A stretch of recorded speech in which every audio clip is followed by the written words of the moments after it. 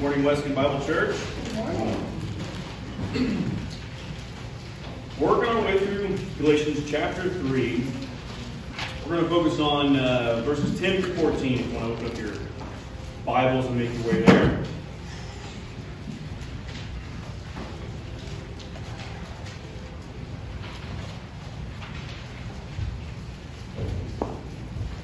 You may have noticed the title for today's message, Cursed is Everyone. Now, that sounds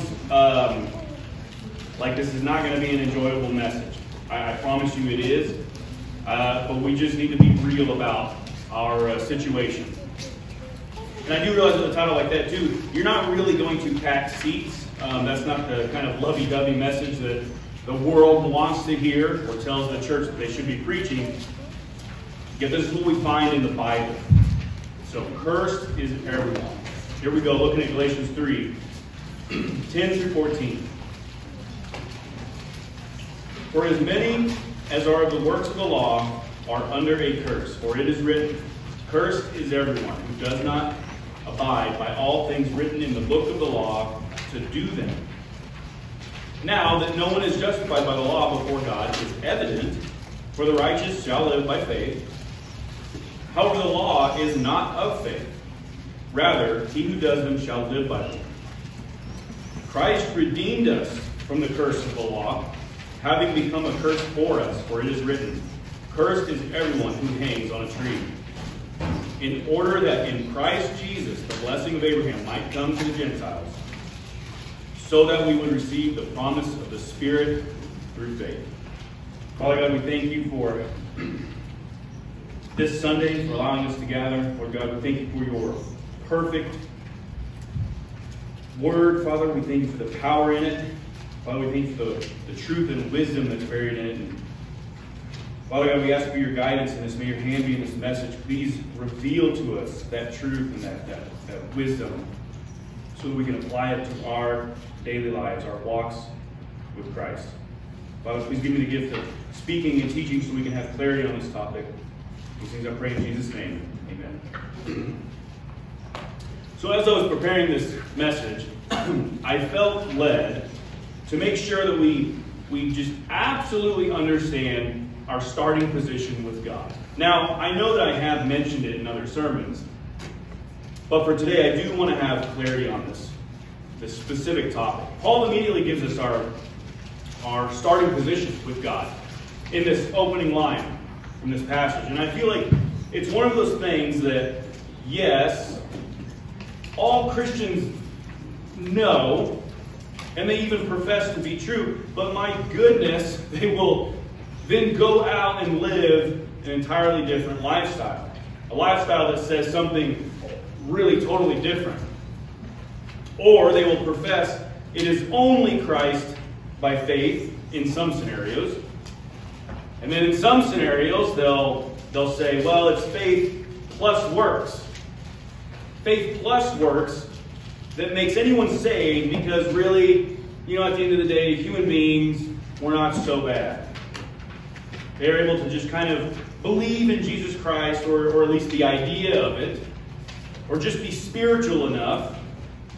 But really, at the end of the day, mankind is able to pick up the rest of the work required for their salvation using the works of their sinful flesh. That teaching is out there in the world. And brothers and sisters, it's probably more prevalent than you may think. This idea that our starting position with God is, it's not so bad. This is why I want to make sure we're absolutely clear on this before we begin.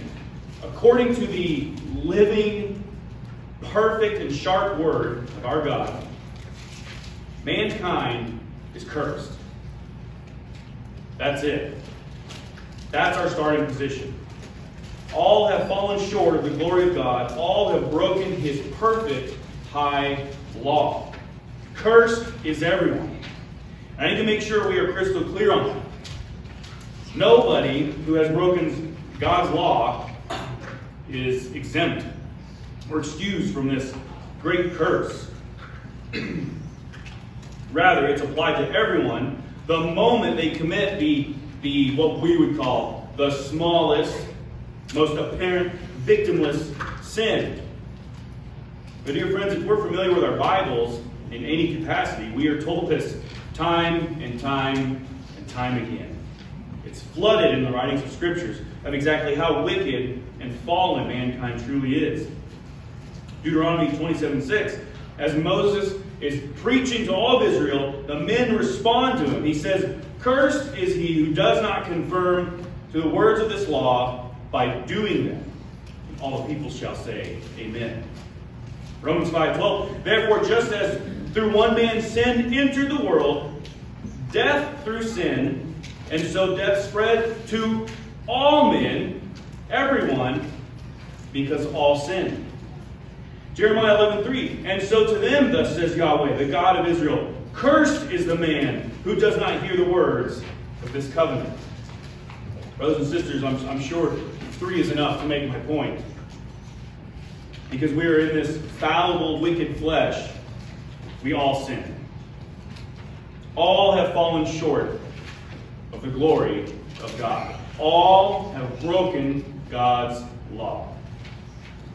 And it is that moment in our own rebellion, when we break even one of God's laws, we've equally broken the entire thing. And we are cursed because of it. That's our starting position. That's our starting position when it comes to how we stand before God Almighty. It's black and white. It's crystal clear in the Bible. We need to understand our starting position. It is not that humankind is basically okay and we can clean up our act on our own. And they can just kind of accept the idea of Christ. They don't have to put faith in him. They can just kind of go, yeah, Christ is a person. I get that. That's enough. Because their good works will prove that they're good enough to enter the kingdom all on their own. And also, now that I think about it, God is love, and he really wouldn't throw anyone into an eternal conscious place of torment for their crimes, right? He wouldn't actually throw anyone there because, all people at the end of the day are basically good enough. No. And I really hope you guys picked up my sarcasm when I was saying all of that. And I don't even want to repeat that because it just felt gross coming out of my mouth. But that's the stuff being taught out in the world, and I hate to say it, but from the pulpit too. If our starting position is that we are cursed by breaking the law, I want to ask you something. Who is declaring us cursed? Is it just man saying other man is cursed? No. It is God declaring us cursed for what we did. So don't give me that lie about God being so loving that he wouldn't send anyone to hell. In fact, there are people out there that have been convinced that such an awful place doesn't even exist. They have reasoned that God is only love, therefore the concept of hell is just, well, it's probably just a biblical thing used to scare people straight. No. Man is cursed for breaking the law, and God will rightfully, judiciously declare all cursed who have broken that law, which is everyone, by the way. Everyone. And he will send any soul to the eternal pit if that's what they want.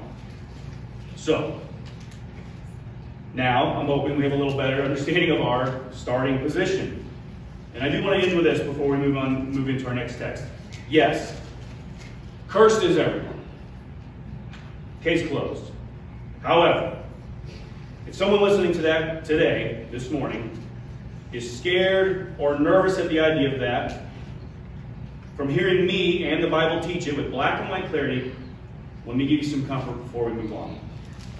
Nobody has to remain cursed. Amen? Our Heavenly Father provided a way to sidestep that extreme eternal punishment that we all brought upon ourselves. And if anyone desires to know how that can be done, I'll be clear about that as well. The Bible teaches this in black and white, unequivocal terms. Nobody will be justified by the very thing that cursed them, the law. But anybody can be fully made right, justified, curse and punishment fully removed by simply placing faith in Jesus Christ. Yes, cursed is everyone. That's our starting position. However, if you want to spend all of eternity in that same position, that's between you and God. And He will let you have exactly what your sinful heart desires.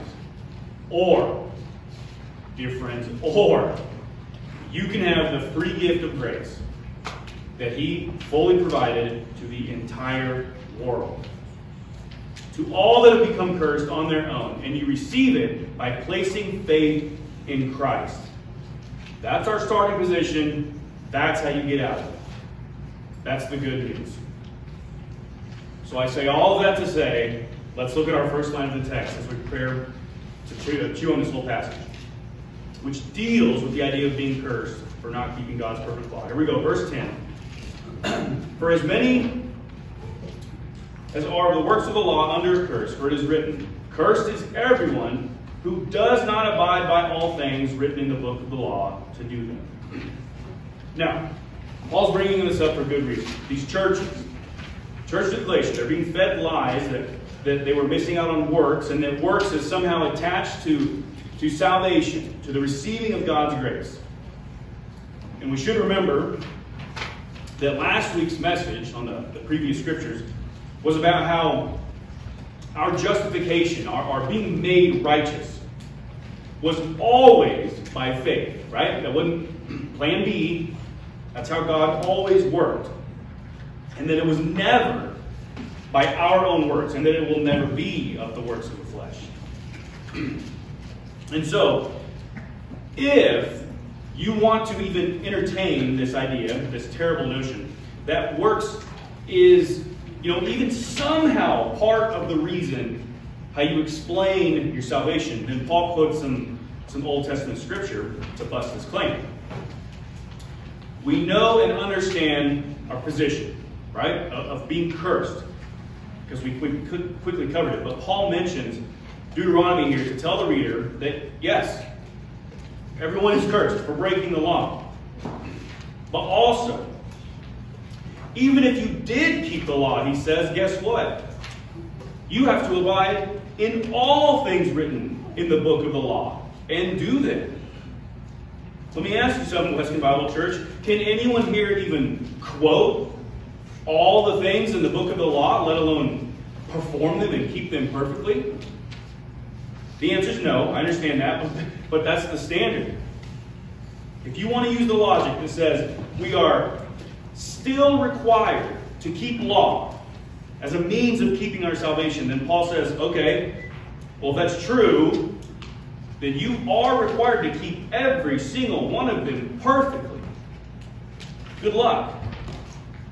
Now, here's what's scary. This idea of faith plus works, that's nothing new. It's always been going on, and it's still going on. I want to look at some facts real quick on this belief, this faith plus works. The Catholic Church, which in case, if you didn't know, is often called the plus religion, because it clearly teaches you are saved by faith plus works. It is grace plus merit. It is Christ plus other mediators. All of this is according to Scripture plus tradition. And all of this is for the glory of God plus Mary and the other saints. Now, you can see why it's called the plus religion. And I bring all this up, not to just simply stand here and sling mud at the Catholic Church, but to highlight false teachings. Okay? I'm not just making negative claims about this religion. They teach these things.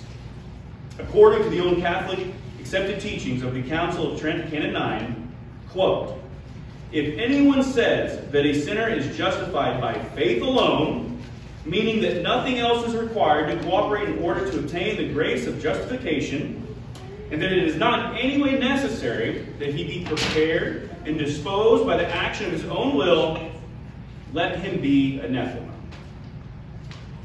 Let's be clear about what that says. What does that statement mean?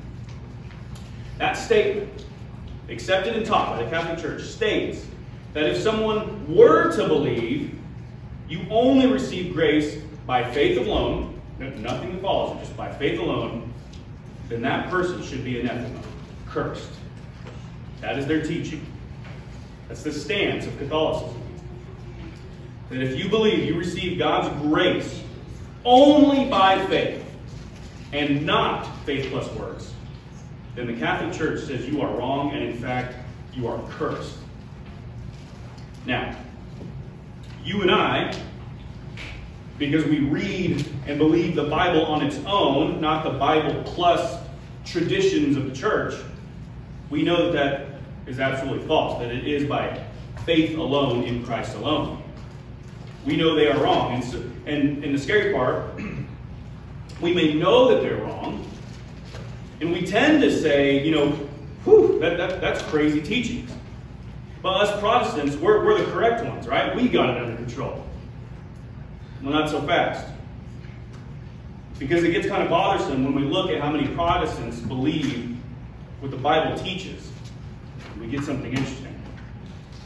According to a recent poll, 52% of professing Protestant Christians believe it is in fact faith plus works. And that's the means that you receive salvation from God, not just faith alone.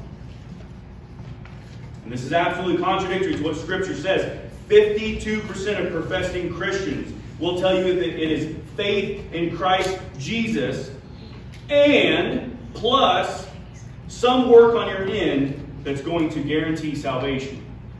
That is not true. Cursed is everyone, and no one is able to work themselves unto salvation. Works wouldn't even be able to save anyone because works actually contradicts faith. Romans 4:14 is, and many other writings of Scripture is clear about this. Romans 4:14 says, "For if those who are of the law are heirs, faith has been made empty, and the promise has been abolished." So if one is to put their faith, their justification in works, then faith is void. It makes faith meaningless and necessary. And brothers and sisters, please don't ever let me catch anyone describing the work of my Lord as meaningless and unnecessary. To put faith in your own flesh is actually another curse. Jeremiah 17:5. Thus says Yahweh, "Cursed is the man who trusts in mankind and makes flesh his strength, and whose heart turns away from Yahweh." It is a curse to even the person who puts their faith in any of their flesh, in any of their works. That is the truth about faith and works. Faith is how we receive God's grace, but works is no more than a fruit of having true faith in Christ. I do love how Paul he kind of makes his point and wraps it up and moves on quickly, because I feel he has made his point so clear and that he's probably just beating a dead horse at this point, so it's just necessary to move on. We see that in our next line, verse 11. Paul says, "Now that no one is justified by the law before God is evident," right? I've made my point, he's saying, "for the righteous shall live by faith." I agree with Paul, but that by now it is evident that no one is justified by the law before God. At any point in time, no one is justified by the law before God. Therefore, the righteous will live by faith. Righteous will live by faith, because that is the thing that was used for them to be declared righteous, not their works.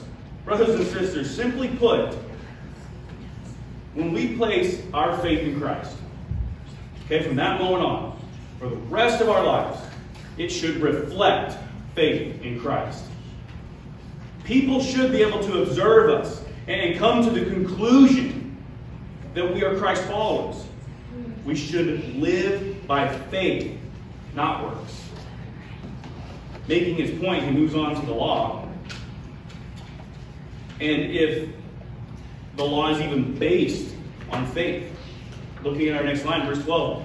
"However, the law is not of faith, Rather, he who does them shall live by them. Once again, Paul is making another point that faith and law, or faith plus works, is literally impossible. Right? He says the law, it's not even of faith. The law is about the law. If someone is going to use the law as their justification, then Paul quotes Leviticus 18:5 to make this point, saying, if someone's going to try and even attempt to keep the law, then they have to keep it all, and they have to keep it perfectly, which no one can do. Therefore, they are under the curse because of the sin they commit. Now, in that line, Paul is also saying it is not faith plus works. You cannot blend the two. You cannot try to merge them. Paul's not having any of that. It is either faith or it is works. It is never the two combined that justify you. And so, because the Bible is correct and says everyone curses everyone, we now have to deal with the issue of that curse. Rather, brothers and sisters, God thankfully intervened on our behalf and dealt with the issue of our curse for us. Paul tells us that in our next line, verse 13.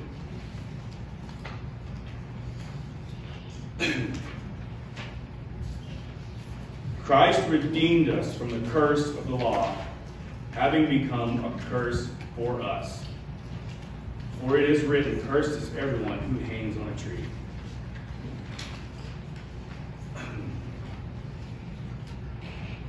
Christ became the very thing needed, brothers and sisters, to redeem all of us by going to the cross to die.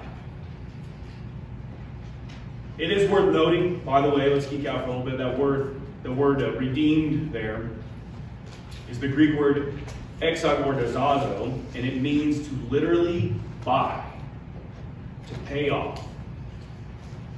Imagine, if you will, God himself seeing us in our wicked, filthy sin, standing cursed, condemned, and saying he is going to go to his death on the cross because that's what's necessary to fully pay off our eternal debt of death so that he can give us life. He became the very thing that was condemning us. He became a curse for us. Praise God. All the glory go to him forever. Amen?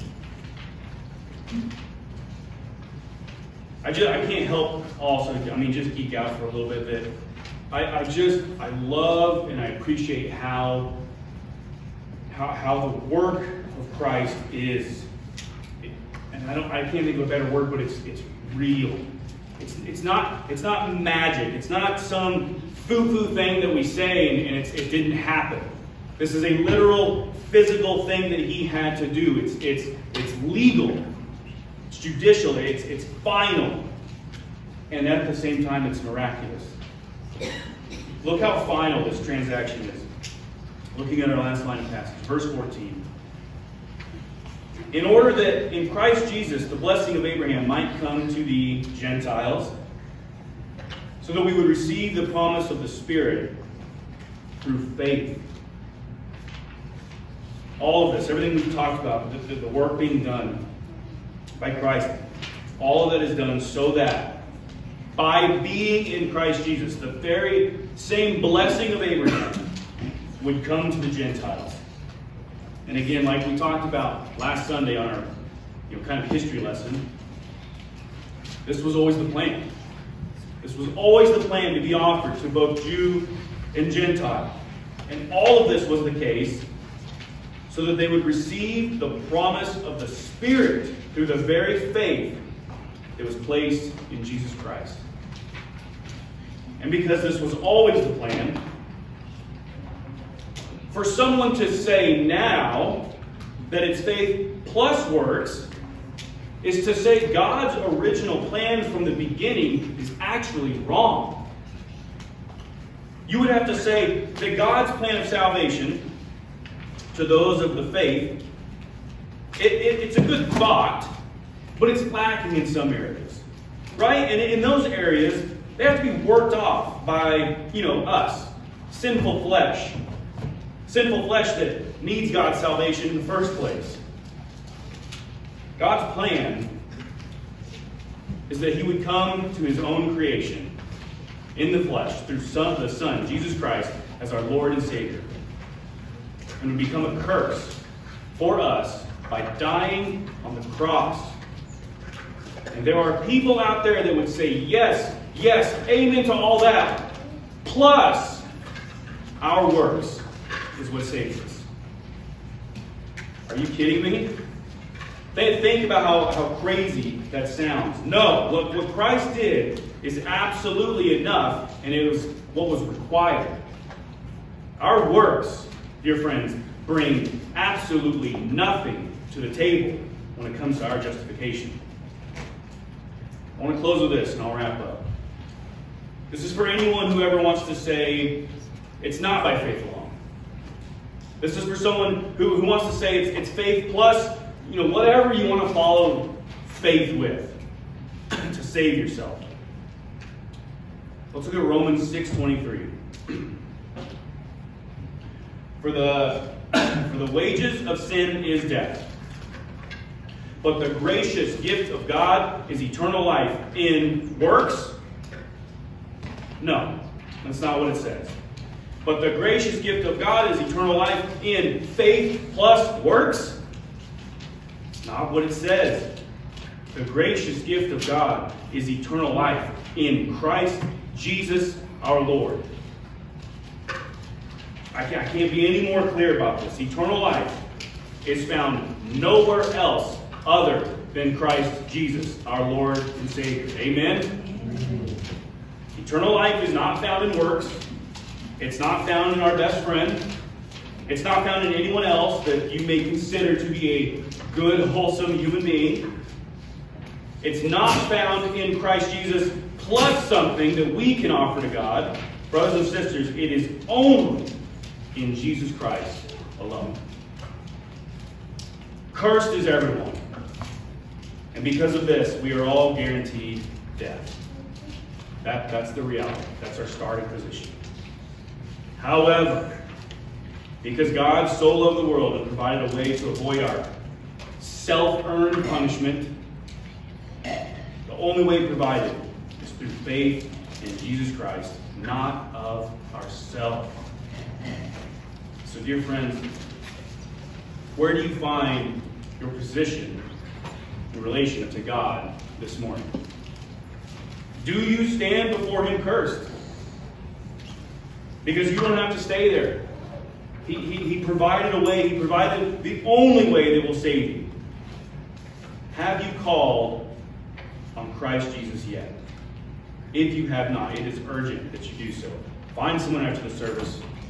Anyone here. I'm fully confident we can lead you through that. Cursed is everyone. Yes. But Christ came and he became a curse so that everyone can avoid the very thing they are. All by simply placing faith and faith alone in him. Let's pray.